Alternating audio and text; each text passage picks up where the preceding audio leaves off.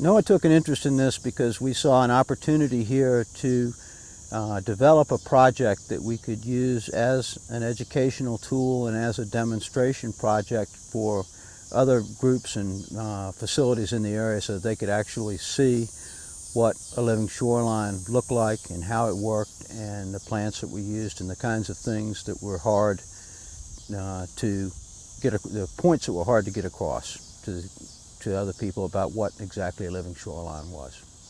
Could you?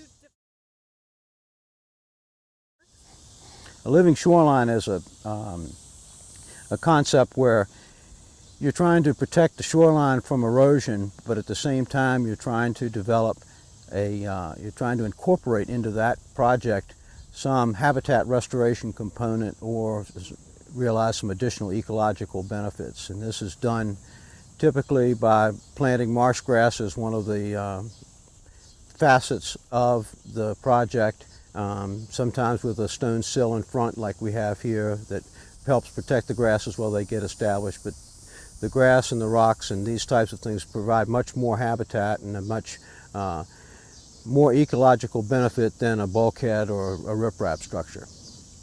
Living shorelines are important from several aspects. One is that they help stem the tide of the bulkheading and riprapping and hardening all the shoreline on the bay that contributes to the loss of productivity in the bay. By using living shorelines, you can do some habitat restoration at the same time that you provide the shoreline protection that's necessary.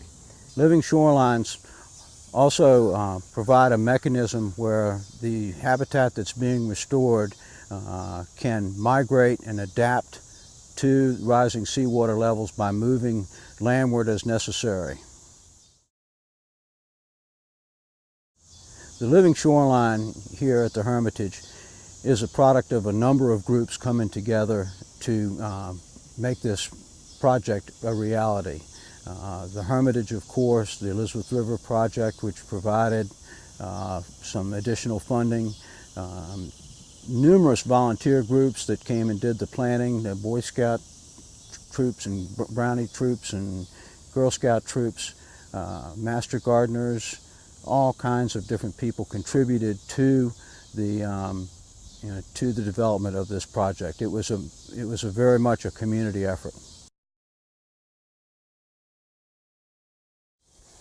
NOAA's role specifically was providing the technical assistance to get the project, to keep the project on track and monitoring the construction.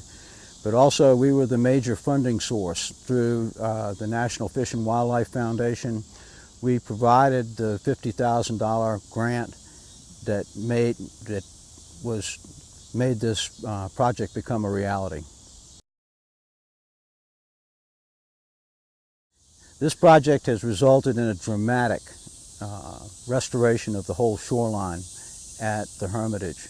The reach of shoreline that was restored was devastated during Isabel and Ernesto. They lost lots of trees that were downed and destroyed, and the whole habitat was just completely left ravaged by the storms. With this project as the impetus, the Hermitage and its staff have come in and restored the whole shoreline, provided riparian buffer areas and demonstration gardens, and the wetlands. It's on the order of about a half an acre of wetlands that have been restored here, and it's just been a very, very positive project as far as the shoreline at the Hermitage is concerned. Yes, there are a number of other projects like this that are either planned or underway. A similar project was just completed at the Virginia Zoo this last fall. Right now there's a project that's under bid at Camp Young, the Norfolk Public Schools camp down on the southern branch of the Elizabeth River. There's another project very similar to this being going out for bid in Oyster Village over on the eastern shore. And there are a number of other projects that we are working with people to get their designs completed so they can apply for funding.